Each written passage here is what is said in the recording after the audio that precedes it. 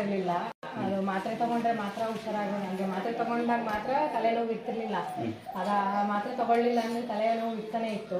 ಅದಾದ್ಮೇಲೆ ಇಲ್ಲೊಂದ್ಸಲ ಬಂದ್ಬಿಟ್ಟು ಅವ್ರಿಗೆ ಅಷ್ಟೇ ಹುಷಾರಾಯ್ತು, ಇವಾಗ ಆರಾಮಾಗಿದ್ದಾರೆ. ಅದಕ್ಕೆ ನಾವು ಬರ್ತಿರ್ತೀವಿ.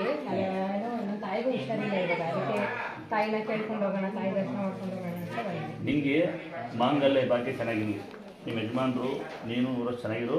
ಒಂದ್ಸಲ ಹಿಂಗೆ ಹೇಳ್ಬಿಡ್ತೀನಿ, ಲೆವೆಲ್ ಬೇಡ ಲೆವೆಲ್. 2ನೇ ಪವಾಡ ಗಡಿಯಾರ ಟೈಮಿಟ್ಟು ಫೋಟೋ.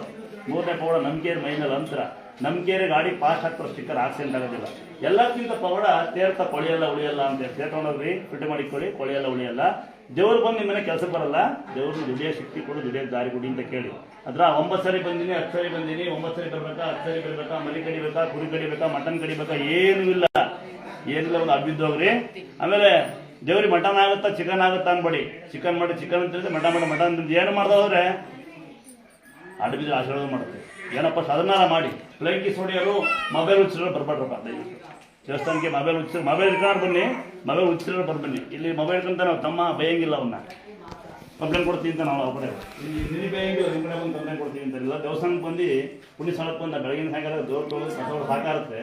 ಸಾಕ್ಷಾತ್ ದೇವರ ಜೊತೆಗೆ ಮಾತಾಡ್ತಾ ಇವ್ರು ಬಂದ್ಬಿಡ್ತಾರೆ. ಈಗ ಇದೊಂದು ರೂಲ್ಸ್ ಒಂದು ಮೊದಲು ಚೇಂಜ್ ಮಾಡ್ಬೇಕು. ಹೆಂಗೆ ಗೊತ್ತಾ, ಜಾತೀಯತೆ ಒಂದು ಇಲ್ಲಿ ಬಂದು ಜಾತಿ ತೋರಿಸೋದು, ಆಮೇಲೆ ಏನೋ ಬೈ ಜಾತಿ ಅನ್ನೋದು ಸಂಘ, ಇಲ್ಲಾಂದ್ರೆ